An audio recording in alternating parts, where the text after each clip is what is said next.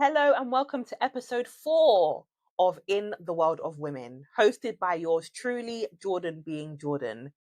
Here we are for episode 4. I'm excited and I'm so happy that you're here. I can't keep on saying that every time I start an episode, but I think I'll probably get to like episode 10 and I'll stop saying it. But for now, I am pleased, I am excited, and I'm happy that we're here. So thanks for coming back. This is a podcast even where we talk about events, topics, trends which are shaping the lives of women around the world. So you know what you need to do. Share, subscribe, follow, retweet, tell people, do what you need to do because this podcast is going to make such like massive waves. Yeah, get in there early. Get in there early. But I hope you're doing really well. How's everyone doing? Do you know what? The sun came out this week. Let's just we'll get straight into it.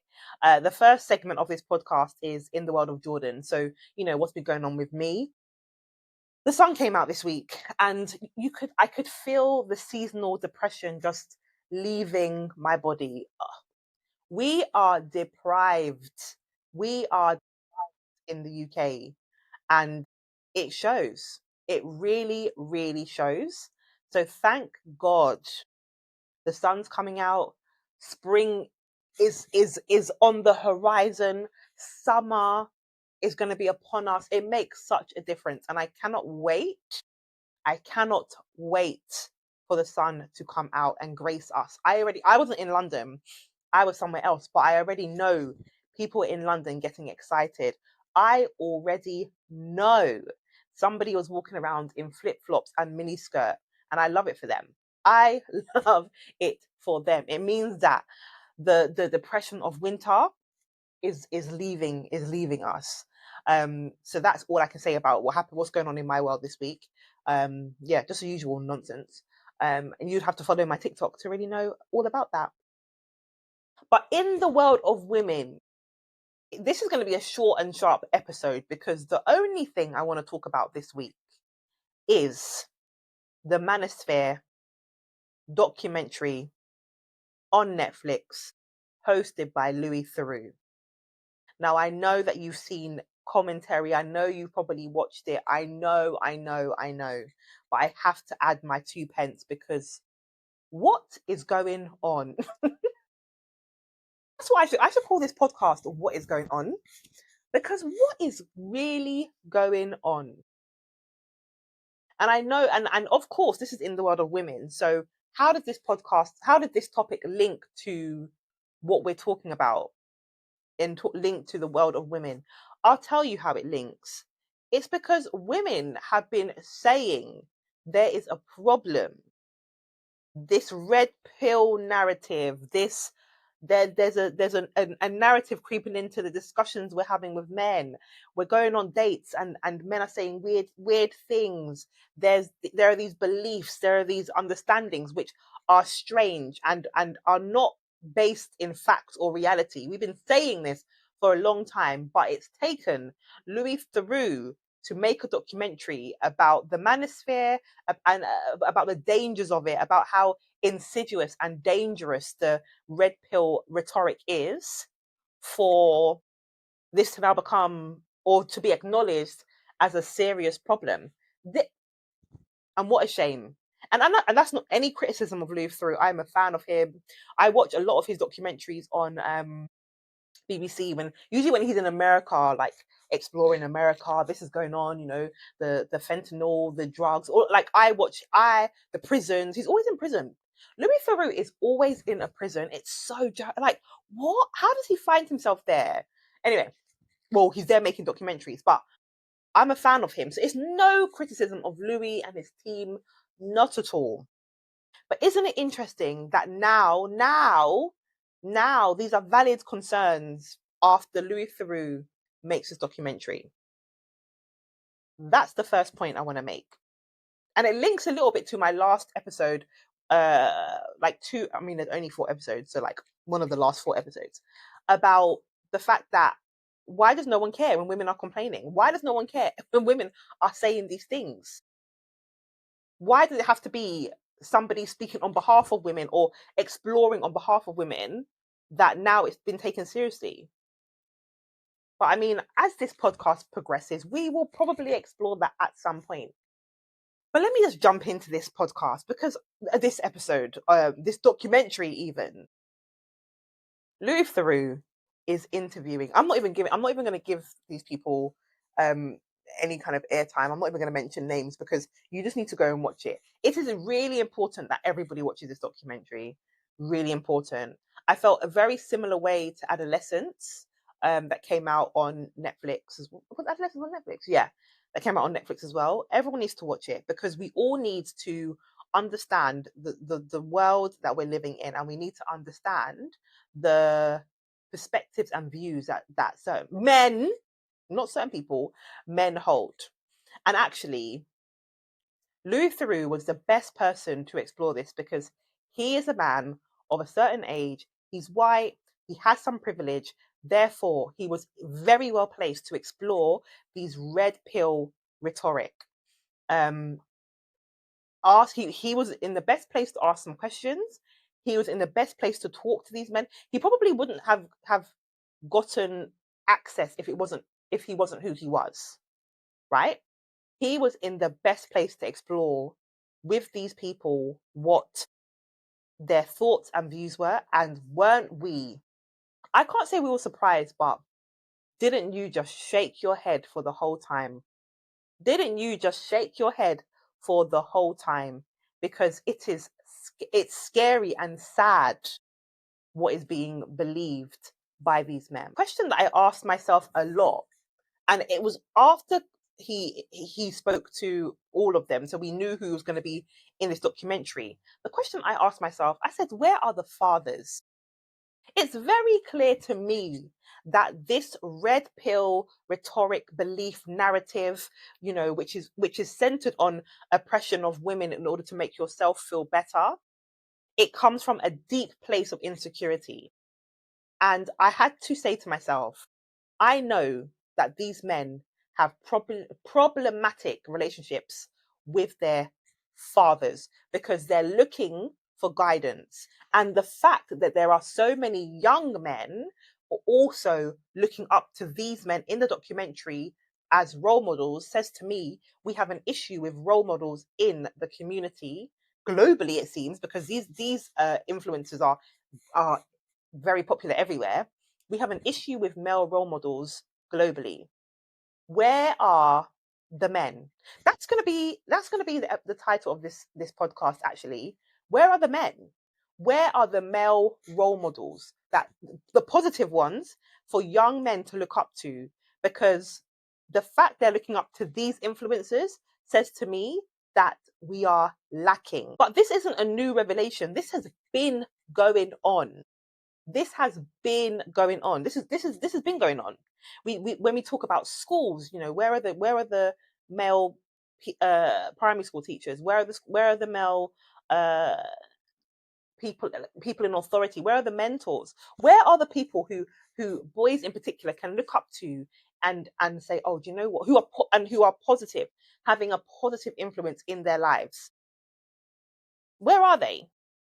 Because if we had more of them, less young boys would be turning to these influencers who are just peddling this nonsense, these insecure influencers peddling nonsense, because they'd have role models or men they can trust and look up to in their lives who would be able to guide them down the road.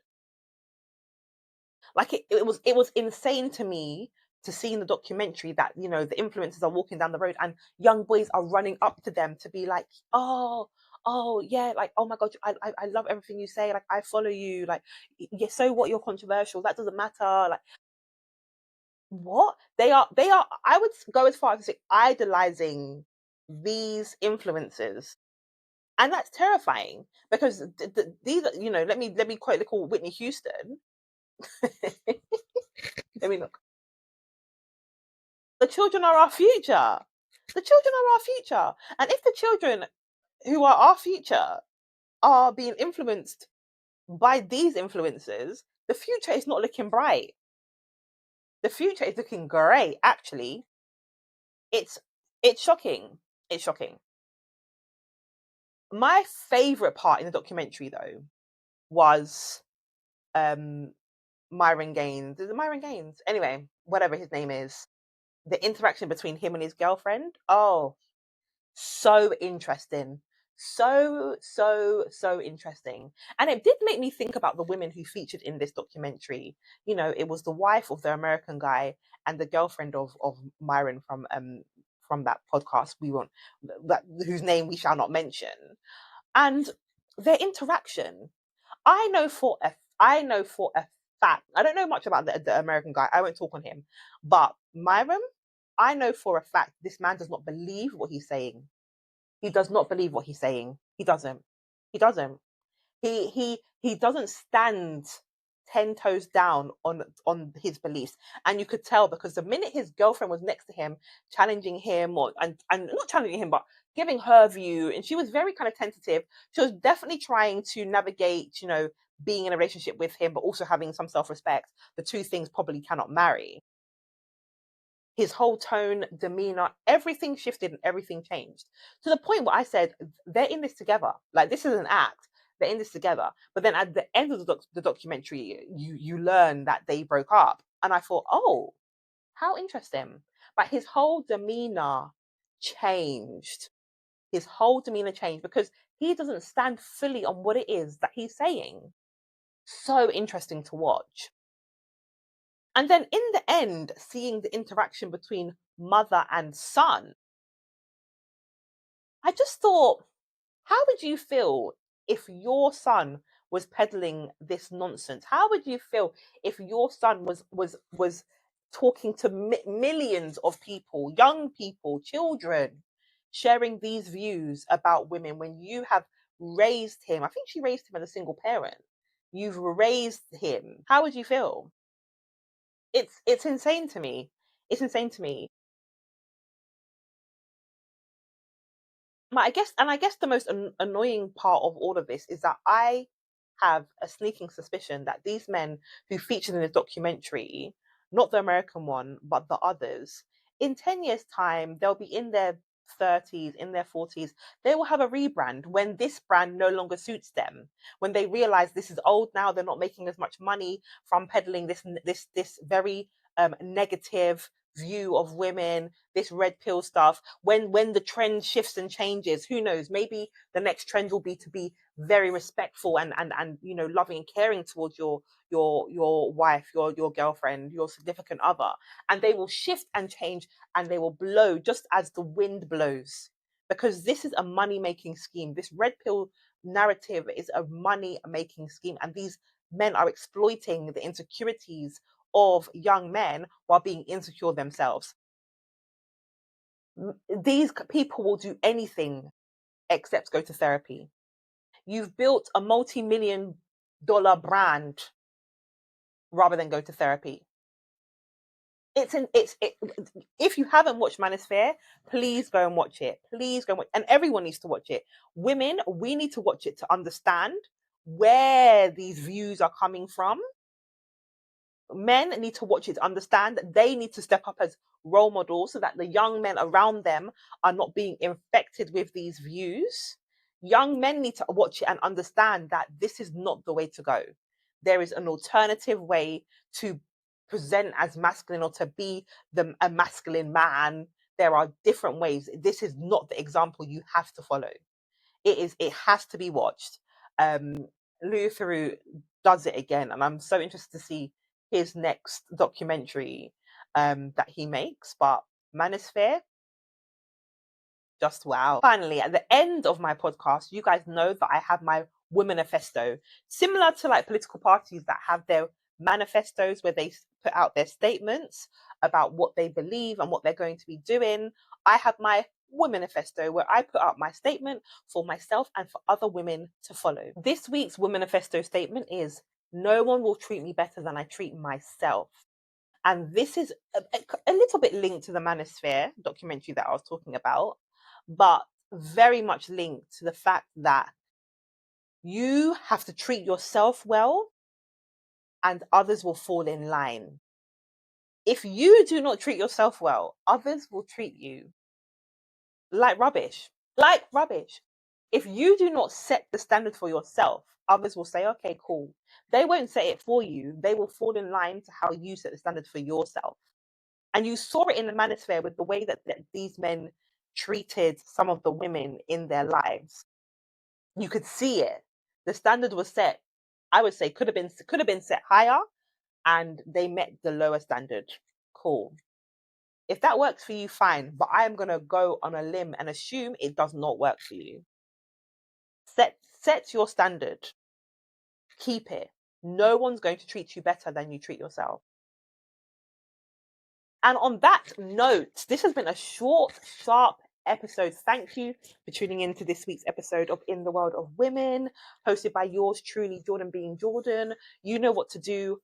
Follow me, subscribe, comment, share, send to your people. You know the podcast is warming up with episode 4. This is, a journey that I'm on. Join my journey.